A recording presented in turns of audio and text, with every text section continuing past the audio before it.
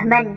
बहुत दिनों की बात है, किसी शहर में रोहन, बालू और सोनू तीनों चोर रहते थे।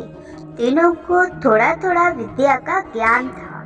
तीनों चोरों को विद्या का ज्ञान प्राप्त होने के कारण बहुत घमंड था। विद्या द्वारा तीनों चोर शहर में बड़े बड़े लोहे की तिजोरियों को तोड़ देते थे और बैंकों को लूट लिया करते थे। इस तरह तीनों चोरों ने शहर के लोगों की नाक में दम कर रखा था। एक बार तीनों चोरों ने एक बड़े बैंक में डकैती करके सारा माल उड़ा लिया।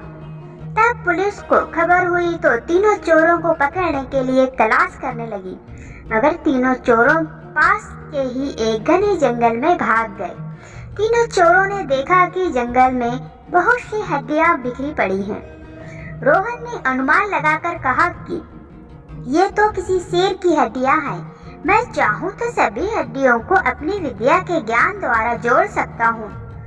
बालू को भी विद्या का घमंड था, सो वह बोला, अगर ये शेर की हड्डियां हैं तो मैं इनको अपनी विद्या द्वारा शेर की खाल तैयार कर उसमें जान डाल सकता हूँ।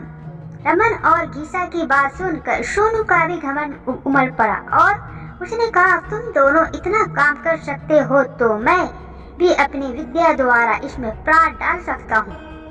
तीनों चोर अपनी विद्या का प्रयोग करने लगे। कुछ देर बाद रोहन ने सारी हड्डियों को जोड़ दिया और बालू ने शेरों की हुबहू जान डाल दी। थोड़ी देर में तीनों चोरों सामने एक जीवित भयानक शेर को देखकर थर थर कांपने लगे, मगर शेर के पेट में तो एक दाना नहीं था। वह भूख के मारे गरजता हुआ तीनों चोरों पर हमला कर बैठा और मारकर खा गया। शेर मस्त होकर घने जंगल की ओर चल दिया। कहानी से शिक्षा मिलती है कि दोस्तों, इस कहानी से हमें यही शिक्षा मिलती है कि कभी घमंड नहीं करना चाहिए। घमंडी को हमेशा दुख का ही सामना करना पड़ता है। यदि तीनों चोर अपनी विद्या का घमंड न करते तो उन्हें जान से हाथ न धोना पड़ता। हमें अपनी विद्या का प्रयोग सही सोच समझकर करना चाहिए, सही दिशा में काम करना चाहिए।